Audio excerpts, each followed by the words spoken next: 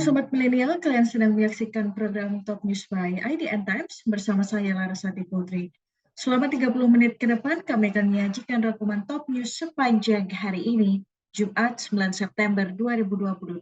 Kita awali Top News hari ini dengan proses pemakaman pilot dan kopilot pesawat G36 Bonanza T2503 milik TNI AL yang jatuh di Selat Madura pada Rabu siang lalu. Pilot dan kopilot pesawat Bonanza dimakamkan di Taman Makam Bahagia TNI AL Sedati, Sidoarjo, Jawa Timur. Upacara pemakaman secara militer yang dihadiri Kasal Laksmana TNI Yudo Margono dipenuhi dengan rasa haru. Keluarga dari pilot dan kopilot nampak hadir di prosesi pemakaman tersebut. Istri pilot Letu Laut Yudhistira Eka Permadi, Friliandia Iranoza terlihat datang. Friliandia diketahui sedang hamil 8 bulan. Ia menggunakan baju berwarna hitam serta kerudung hitam. Di pusara makam suaminya, ia tak henti menahan tangis. Sementara itu, keluarga dari Letda Laut Dendi Kresna Bakti Sabula, Limas Meilani terlihat datang bersama keluarganya. Ia terlihat memakai baju hitam dan kerudung hitam. Laksmana TNI Angkatan Laut Yudo Margono pun memberikan penghormatan kepada kedua korban dengan menaikkan pangkat keduanya satu tingkat lebih tinggi, yaitu kapten. Pihaknya juga sudah memberi santunan kepada keluarga. Untuk sementara waktu, pesawat Bonanza dihentikan pengoperasiannya dan akan dilakukan evaluasi. Informasi selanjutnya, kabar duka dari Britania Raya. Ratu Elizabeth II meninggal dunia di usia 96 tahun pada hari Kamis sore waktu Inggris. Lalu, apa yang berubah setelah Ratu Elizabeth meninggal? Simak faktanya dalam video berikut ini.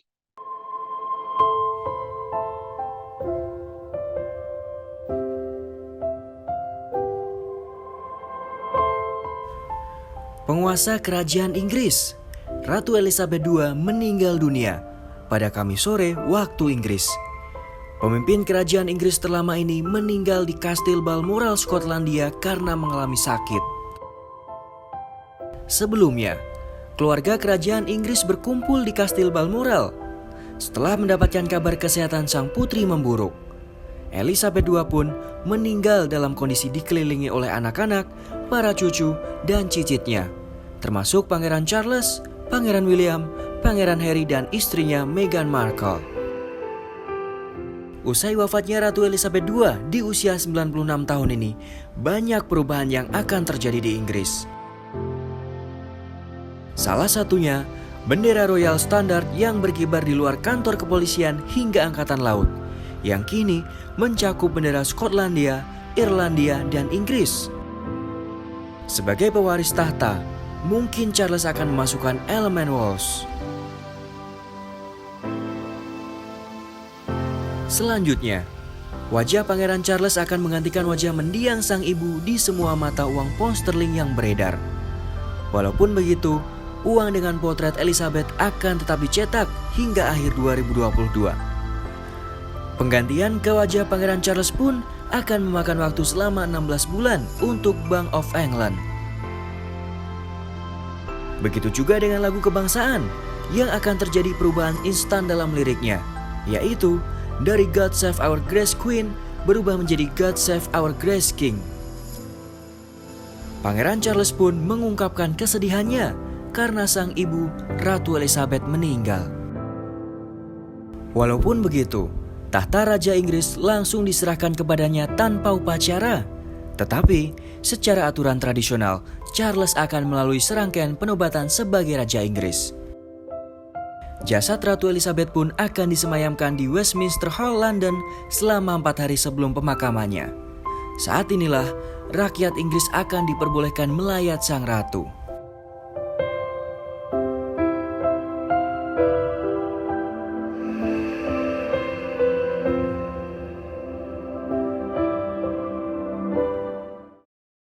Sementara itu, Kapolres Ponorogo AKBP Catur Cahyono Wibowo mengumumkan hasil otopsi almarhum santri Pondok Modern Darussalam Gontor 1 Ponorogo yang diduga menjadi korban penganiayaan. Hasil sementara dari proses otopsi ditemukan luka memar di dada korban. Penyebabnya diduga akibat terbentur benda tumpul. Tetapi polisi tidak menjelaskan lebih merinci tentang temuan lain dari proses otopsi yang telah dilakukan petugas gabungan. Hal yang bisa dipastikan adalah sejumlah barang bukti sudah diamankan, yaitu air mineral, minyak kayu putih, dan tongkat kayu yang patah. Sebelumnya diduga 2 orang yang juga santri terlibat cekcok saat memintai pertanggungjawaban Albar karena adanya alat pramuka yang masih belum dikembalikan peserta perkemahan Kamis Jumat. Dalam kegiatan ini, Albar Mahdi menjadi ketua panitia. Hingga kini Kapolres menyatakan bahwa penyidik telah mengantongi identitas terduga pelaku, namun belum ditetapkan sebagai tersangka karena alasan mekanisme hukum yang berlaku. Selanjutnya, Divisi Propam Polri hari ini menggelar sidang Komisi Kode Etik Polri terhadap mantan Wadir Krimum Polda Metro Jaya, AKBP Jerry Raymond Siagian di Gedung TNCC Mabes Polri, Jakarta Selatan. AKBP Heri akan menjalani sidang etik dengan pelanggaran berat kasus pembunuhan berencana Brigadir J oleh Irjen Verdi Sambo. Sidang etik ini akan dimulai dengan sidang etik mantan Kasubdit Renakta Polda Metro Jaya, AKBP Pujiarto terlebih dahulu. AKBP Jerry Raymond Siagian diduga sempat mendesak pihak LPSK untuk melindungi Putri Chandrawati, istri Verdi Sambo dalam kasus pembunuhan Brigadir J. Pihak LPSK pun sempat diundang Direktorat Kriminal Umum Polda Metro Jaya untuk hadir dalam acara bertema perlindungan terhadap korban kekerasan seksual. Dalam undangan tak disinggung sama sekali kasus Putri. Dalam acara itu, Jerry mengarahkan perlindungan terhadap Putri, begitu juga dengan peserta pertemuan lainnya. Kadif Humas Polri, Irjen Pol Dedi Prasetyo menyebutkan AKBP Jerry masuk ke dalam pelanggaran berat, namun tidak merinci tentang peran Jerry dalam kasus tersebut.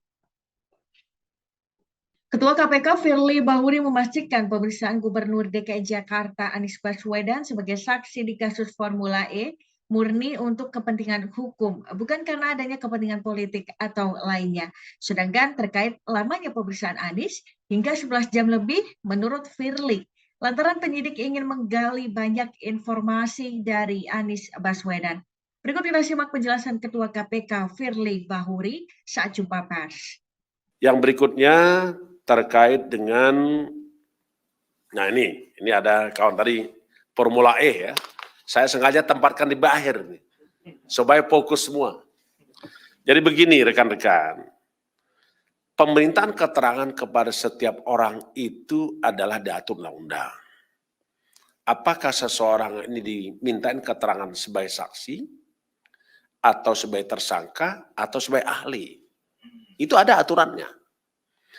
Untuk keterangan saksi tentulah seseorang itu dipanggil, dimintain keterangannya berdasarkan apa yang ia dengar, apa yang ketahui, apa yang ia lihat, atau yang ia alami sendiri. Sehingga kita tidak akan mungkin dengan terjun bebas memanggil seseorang tanpa ada keperluan untuk kepentingan apakah itu penyelidikan, apakah itu penyidikan termasuk juga dengan kepentingan penuntutan. Karena itu yang diatur oleh undang-undang. Dan KPK itu adalah lembaga negara yang diberikan mandat oleh undang-undang, baik itu Undang-Undang Nomor 19 Tahun 19, sebagaimana atas perubahan kedua Undang-Undang Nomor 30 Tahun 2002. Tugas pokoknya jelas. Karena itu siapapun yang dipanggil KPK karena kepentingan penyelidikan, penyidikan, dan penuntutan terhadap suatu peristiwa pidana, khususnya tindak pidana korupsi. Kalaupun ada yang bertanya, Pak, lama sekali diperiksanya. Pemeriksaan seseorang atau permintaan keterangan kepada seseorang itu tidak bisa diukur dengan lama atau sebentarnya waktu pemeriksaan. Bukan waktu itu yang dimaknai. Tapi marilah kita memaknainya adalah mungkin yang diperiksa, diminta keterangan lebih banyak pengetahuannya tentang suatu peristiwa. Sebagaimana tadi yang saya sampaikan, dia tahu, dia mengalami, dia mendengar, dia melihat sendiri. Itu sudah 4 unsurnya. Jadi pasti panjang. Pertanyaan pun pasti banyak. Kenapa? Karena untuk kepentingan pengumpulan keterangan dan bukti-bukti. Sehingga teranglah suatu peristiwa itu. Itu kepentingannya. Jadi tidak ada kepentingan lain kecuali kepentingan dalam rangka penegakan hukum. Dan ingat, lembaga KPK, semua peristiwa yang di sini adalah peristiwa hukum. Termasuk yang kita lakukan sekarang. Ini peristiwa hukum. Jadi tidak ada peristiwa yang di KPK ini di luar proses hukum. Itu ingin saya jelaskan. Kalaupun ada pendapat-pendapat lain atau mengkritisi KPK, silakan saja. Karena ada saluran hukumnya. Kalau dianggap apa yang dilakukan oleh insan KPK, baik itu tahap penyelidikan, tahap penyidikan, tahap penuntutan, ada yang dianggap tidak pas, silakan gunakan saluran sesuai dengan koridor hukum. Seperti contoh, melakukan pra-peradilan, silakan saja. Kita tidak alergi dengan pengawasan-pengawasan itu. Sobat Milenial masih ingat dengan nama Ninengah Pempin, seorang nenek yang dibawa 4 polisi. Pempin menjadi tertuduh kasus pencurian emas di desanya hingga dibawa ke Polsek Kintamani oleh 4 polisi tanpa prosedur pada Oktober 2021 lalu. Kini ia ingin namanya segera dipulihkan dan segera dibersihkan dari segala tuduhan pencurian. Lalu bagaimana kelanjutan kasus ini? Simak faktanya dalam video berikut ini.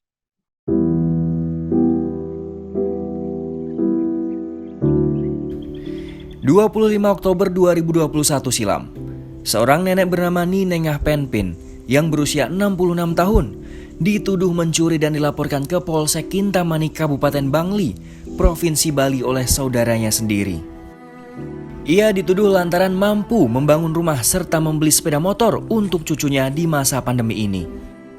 Akibat laporan dugaan pencurian tersebut, perempuan parubaya yang disapa Ibu Jero ini ditangkap oleh petugas Polsek Kintamani Kabupaten Bangli, Provinsi Bali saat sedang berada di ladangnya.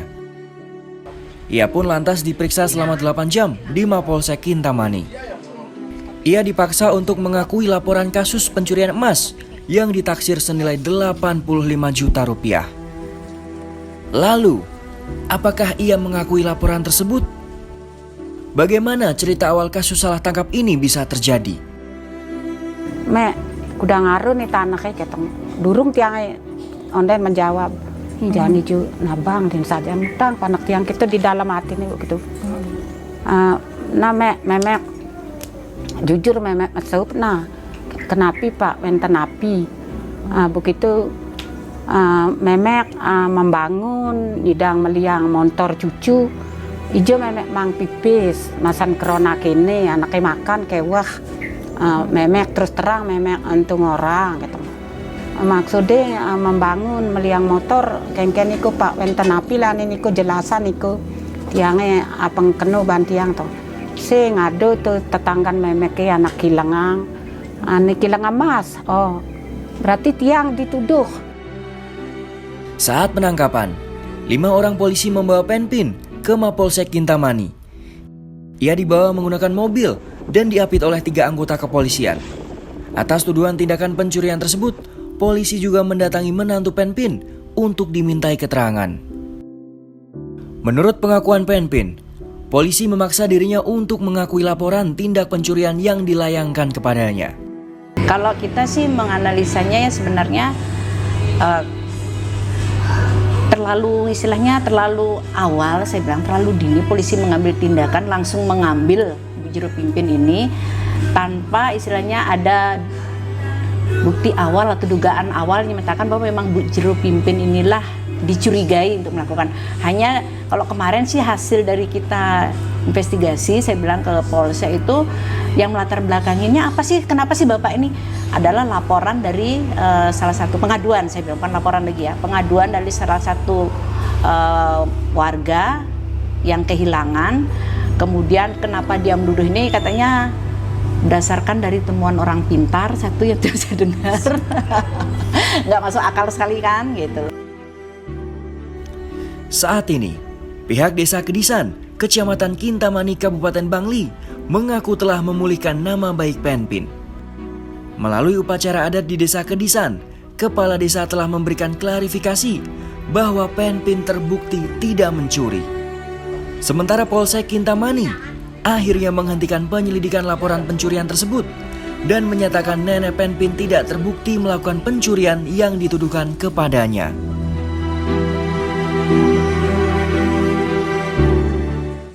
Sobat Milenial, jangan kemana-mana, Top News akan kembali dengan informasi kelahiran bayi kembar 4 di Lombok, Nusa Tenggara Barat.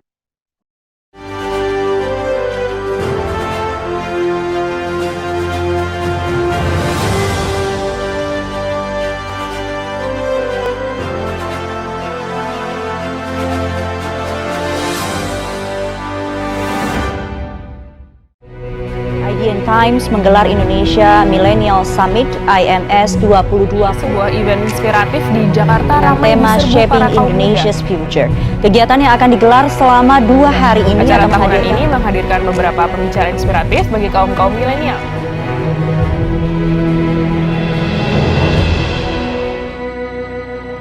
Siang 2020 resmi dibuka.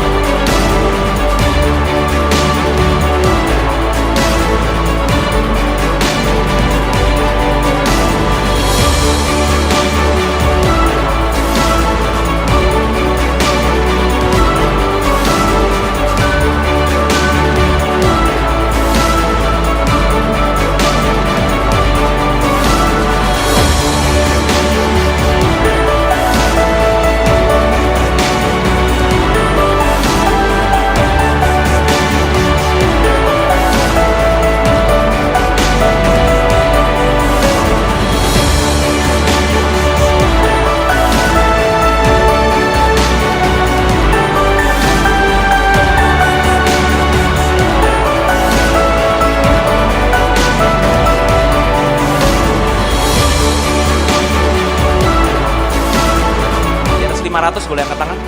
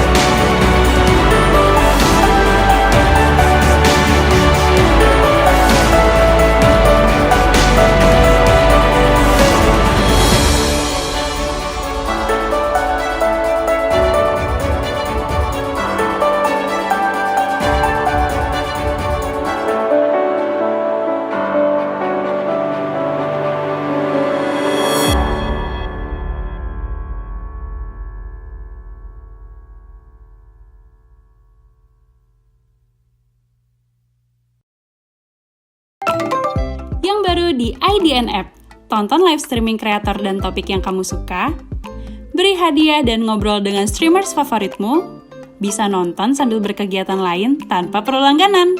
Yuk download sekarang!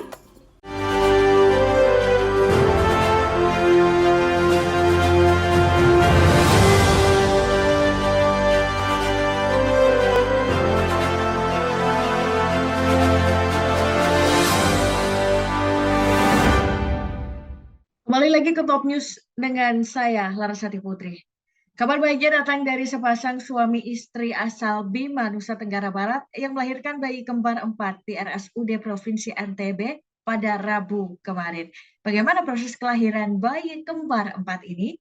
Berikut kita simak informasi selengkapnya. Rabu pagi kemarin, seorang ibu bernama Siti Nursiah melahirkan bayi kembar 4 laki-laki di Rumah Sakit Umum Daerah Provinsi Nusa Tenggara Barat di Kota Mataram. Keempat bayi tersebut lahir dengan selamat melalui operasi sesar yang berlangsung selama 45 menit pada pukul 8.30 waktu Indonesia Tengah. Bayi kembar 4 ini merupakan buah hati pasangan dari Muhammad Umar dan Siti Nursiah, asal desa Kaboro, Kecamatan Lambitu, Bima, Nusa Tenggara Barat. Bayi pertama lahir dengan berat 1,35 kg, bayi kedua 1,37 kg, bayi ketiga 1,1 kg, dan bayi keempat dengan berat 1,195 kg. Sebelumnya, Umar baru mengetahui sang istri mengandung bayi kembar 4 setelah dilakukan pemeriksaan USG yang ketiga kalinya pada saat usia kandungan 7 bulan. Sejak USG yang ketiga kali. Berapa bulan? Umur berapa bulan kandungan? 7 bulan kayaknya itu. 7 bulan gitu. Ya. Itu waktu lahir Pak, apa yang Bapak ikut menyaksikan prosesnya atau seperti apa? Mbak ikut. Tidak ikut. Ya. Apa yang waktu itu Bapak pikirkan atau seperti apa? Teman saya berdoa kepada Allah. Saya ajak berdoa semoga selamat istri dan anak. Laki-laki semua ini Pak. Laki-laki semua. Ini anak yang keberapa jadinya ini Pak? Anak yang ketiga. 3, 4, 5, 6. Jadi 6. Pasca melahirkan, kondisi istri dan keempat bayinya dalam keadaan sehat serta masih dalam perawatan di ruang NICU. Ketua Tim Bedah Sesar, bayi kembar 4 RSUD NTB, Dr. Agus Rusdi, menyampaikan ini merupakan kelahiran bayi kembar 4 yang pertama kalinya di RSUD Provinsi Nusa Tenggara Barat. Pagi ini kita dapat berkah nolong persalinan kuadriplet, jadi kembar 4 ya, kembar 4 dengan usia kehamilan 29 minggu, 28-29 minggu, rata-rata beratnya 1000, jadi serba 1000 ya. Jadi untuk kelahiran seperti ini kita harus benar-benar mempersiapkan ya. Dari koordinasi dengan teman Obgyn sudah diberikan pematangan paru, kemudian kita sudah mempersiapkan tempat untuk bayi ini 4 bed, 4 infant warmer atau inkubator dengan 4 ventilator, kemudian alat-alat kita siapkan untuk resusitasinya. Jadi kita ada 2 tim ya, tim resusitasi, tim NICU. Ya, tim resusitasinya ada 4 tim ya, masing-masing leadernya dokter dokter, kemudian perawat, asisten atau bidannya masing-masing 2 ya. Jadi ada 12 kita ajak untuk resusitasi kembar 4 ini. Saat ini, pihak rumah sakit sudah mempersiapkan kebutuhan untuk keempat bayi tersebut dengan peralatan yang memadai. Semua biaya persalinan bayi kembar 4 tersebut ditanggung oleh BPJS Kesehatan. Ayah dari anak kembar 4 itu tidak mengeluarkan biaya sedikit pun. Saat dikonfirmasi, Umar belum mengetahui sampai kapan berada di RSUD NTB. Hal ini dikarenakan tergantung dari kondisi keempat bayinya.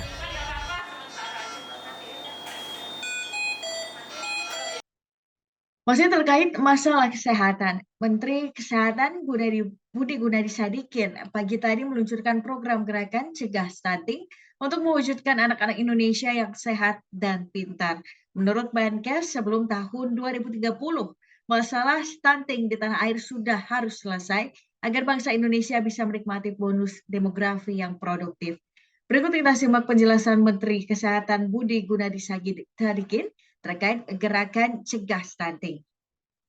Jadi pesan saya kedua adalah kita masih punya nih windows of opportunity sampai 2030.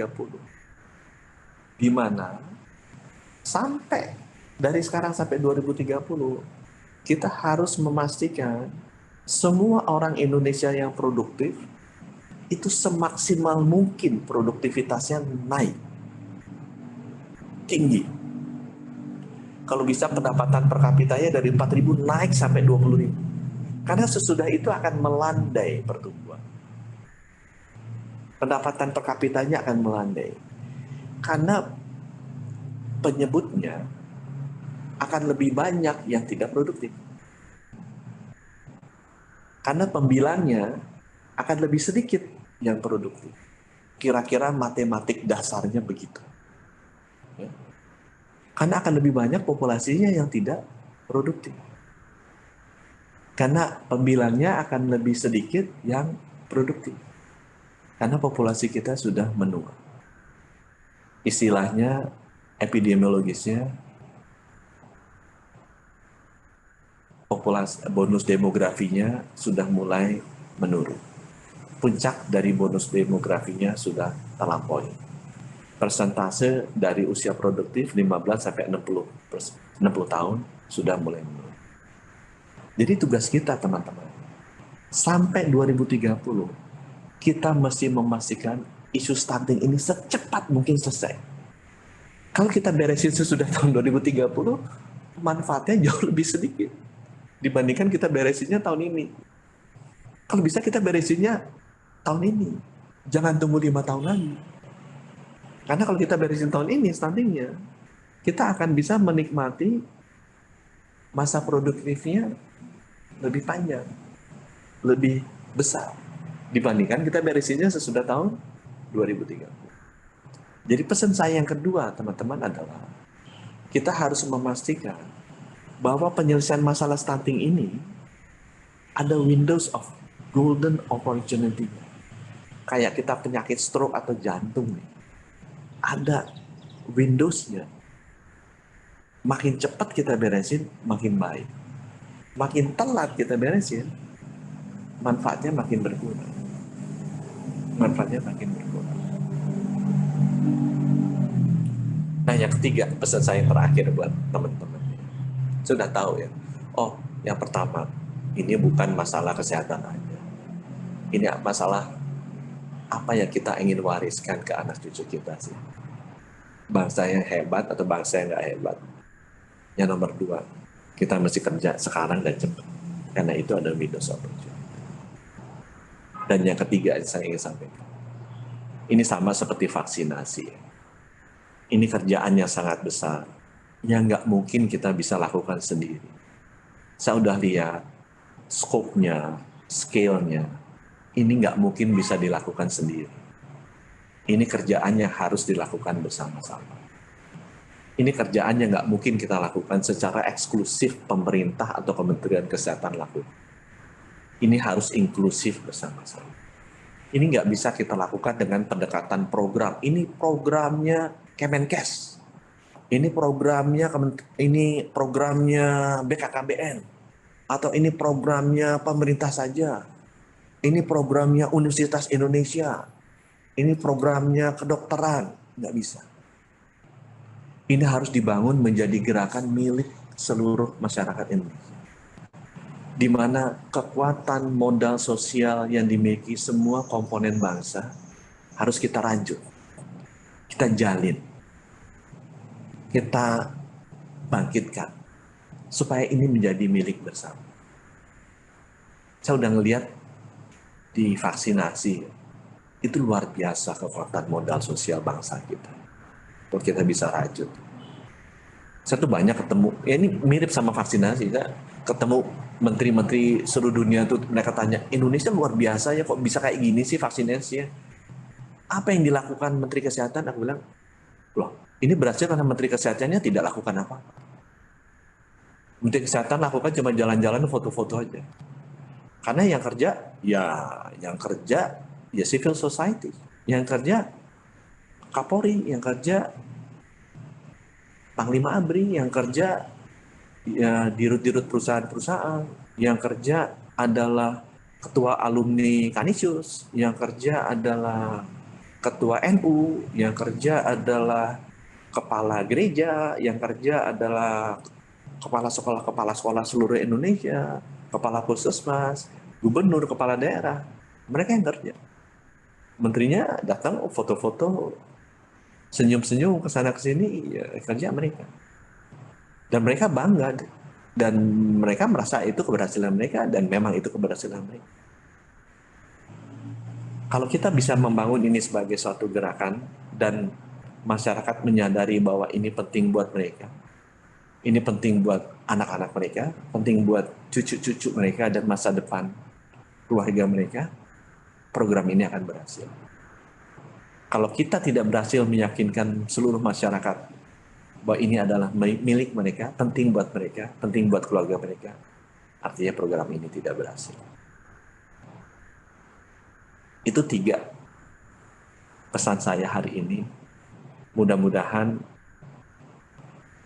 sesudah hari ini program stunting ke depannya benar-benar akan menjadi milik kita bersama, dan mudah-mudahan di tahun 2030 nanti sudah saya pensiun, saya bisa melihat bukan hanya program stunting yang berhasil.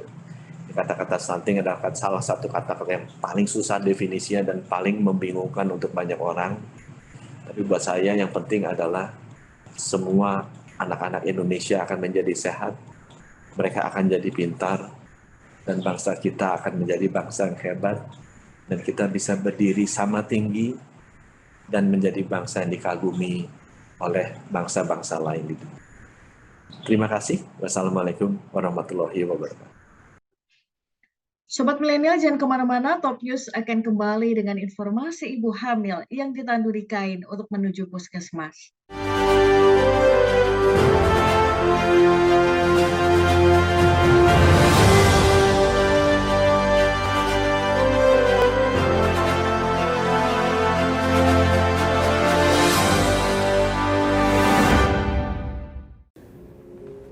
Din, kita tuh harus lebih rutin lagi olahraga tahu buat jaga kesehatan. Apalagi sekarang virus corona tuh udah masuk Indonesia. Makanya sekarang gue olahraga nih. Tapi buat cegah virus corona tuh kita nggak cuma harus dengan olahraga aja tahu. Oh iya? Iya, kita tuh harus rutin buat cuci tangan, terus atur pola makan, dan yang paling penting kalau mau makan tuh jangan sampai makan daging mentah. Kok lu jadi tiba-tiba pinter sih? Iya dong, soalnya gue pakai ini, ada apps, IDN apps, gue nanya di fitur Q&A-nya. Gimana tuh?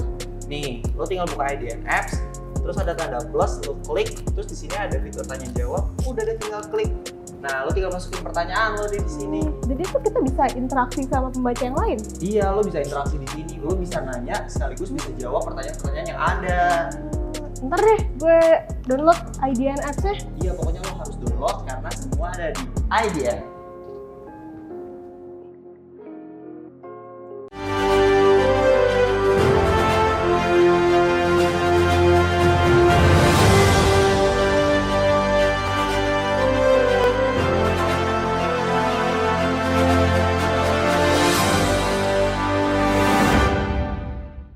Sementara itu, masih dari Nusa Tenggara Barat, seorang ibu di Lombok Barat yang hendak melahirkan terpaksa ditandu menggunakan kain sarung menuju puskesmas. Hal ini karena akses jalan yang buruk. Berikut kita simak informasi selengkapnya. Baik, pada malam hari ini kami warga Dusun Bunut Boyat, Desa Bengkong, Batu Layar, bersama-sama dengan sebagian masyarakat mengevakuasi salah seorang warga kami yang akan melahirkan, itu dibawa ke puskesmas dengan cara digotong. Bermodal bambu dan kain sarung seadanya, sejumlah warga mengantarkan Susilawati, seorang ibu dari Dusun Bunut, Boyot, Desa Bengkaung, Lombok Barat, Nusa Tenggara Barat, yang hendak melahirkan menuju puskesmas. Akses jalan yang buruk dan cukup sempit membuat warga tak punya pilihan untuk bergotong royong menandu sang ibu demi mendapatkan pertolongan medis yang layak. Jalanan yang terjal dan licin karena sedang musim hujan. Warga pun harus ekstra hati-hati menandu sang ibu hamil tersebut karena jarak dari dusun ke jalan aspal sejauh 1 km. Menurut salah satu warga, yakni Zulfahmi, dulu pernah ada bayi yang meninggal dunia sebelum dilahirkan karena sulitnya akses jalan menuju puskesmas terdekat. Pasca kejadian ini pun, belum ada pejabat yang turun langsung meninjau akses jalan yang masih sulit tersebut. Warga berharap kepada pemerintah daerah setempat dapat memberikan perhatian khusus, terlebih memperbaiki akses jalan agar mudah dijangkau.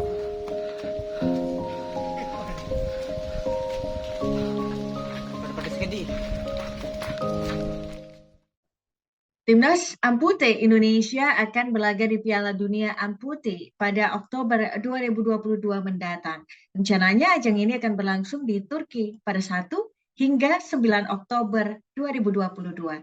Di tengah persiapannya, tim IDN Times berkesempatan bertemu dengan salah satu pemain Timnas Ampute Indonesia, yakni Aditya. Bagaimana proses persiapan Timnas Ampute Indonesia dalam menghadapi Piala Dunia Ampute Oktober mendatang? Dan seperti apa kisah Aditya dapat bergabung dengan Timnas Ampute? Selengkapnya kita simak liputan berikut ini.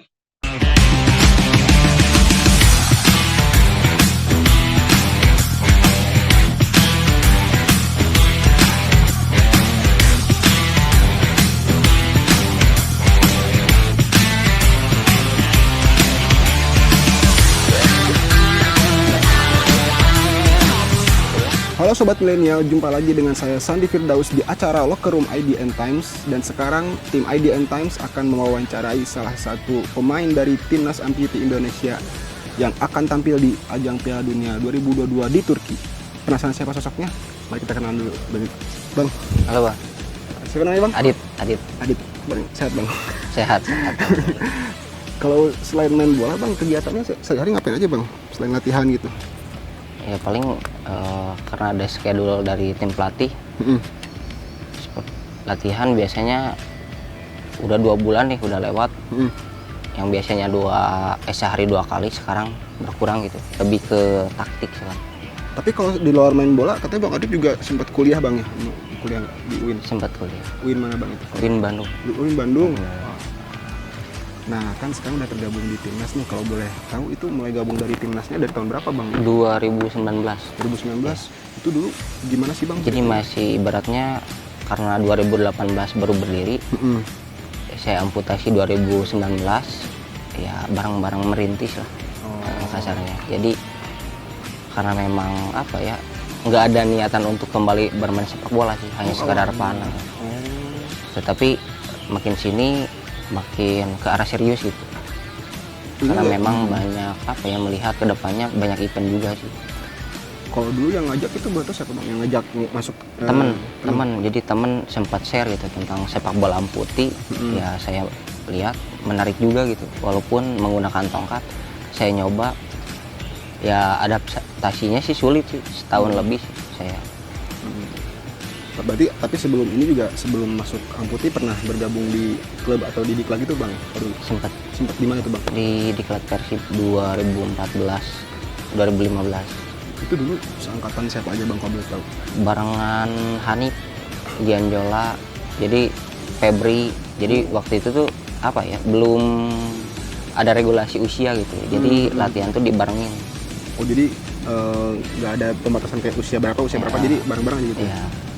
Dan juga katanya pernah ini ya, pernah dipinjemin sepatunya Hanif dulu ya waktu main di mana gitu. Iya. Ya Bang ya. Jadi saya dengar aja katanya pernah dipinjemin sepatunya Bang Hanif dulu ya. Pas main di Bangladesh kalau nggak salah ini ya. Berarti kan sempat main bola juga kan di Persib ya. Nah itu dulu bagaimana Bang sampai akhirnya terkena diamputasi lah gitu? Karena memang salah penanganan. Salah penanganan? Itu gimana tuh Bang? Awalnya jadi cedera atau gimana? Cedera, luka dalam, nggak ada luka luar, karena memang nggak di ronsen gitu. Fatalnya di situ.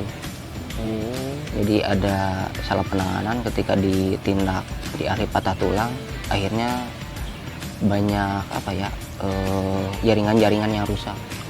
Akhirnya infeksi gitu. Itu pas di Bandung berarti? Di Bandung. Di Bandung. Infeksi, akhirnya memutuskan untuk diamputasi kapan tuh Bang? 2019. 2019 ya. Itu sudah sempat ada semacam kayak mikir-mikir dulu gitu nggak Bang itu? Ya memang setahun sih untuk memutuskan untuk diamputasi, karena memang kalau misalkan masalah apa ya, menerima sih. Misalkan saya diamputasi, nerima enggak gitu. Oh iya. Emang ini sih ya, ada rada berat juga gitu ya, harus mikir-mikir dulu gitu. Nah dulu kan tadi Abang cerita sempat ada masa adaptasi tuh ya 1 tahun. Nah itu dulu boleh diceritakan adaptasinya gimana, terus yang membantu selama adaptasi siapa gitu Bang kalau boleh tahu? Ada teman-teman gitu, teman-teman saya yang apa ya, ibaratnya yang teman-teman sepak bola. Jadi saya ikut iseng-iseng sih, sambil keringat bareng-bareng. Makin sini makin penasaran gitu, seperti dribble, shooting, pakai tongkat kayak gimana. Yang ngulik lah. Saksikan liputan selengkapnya hanya di Locker Room, tentunya hanya di YouTube channel IDN Times. Informasi tadi menutup perjumpaan kita hari ini, Sobat Milenial. Terima kasih sudah menyaksikan Top News. Ikuti terus perkembangan berita-berita terbaru hanya di IDN Times. Saksikan terus Top News by IDN Times setiap Senin hingga Jumat pukul 18.30 waktu Indonesia Barat. Dan jangan lupa untuk download IDN App. Salam Sati Putri bersama tim yang bertugas mengucapkan terima kasih. Terus patuhi protokol kesehatan dan sampai jumpa.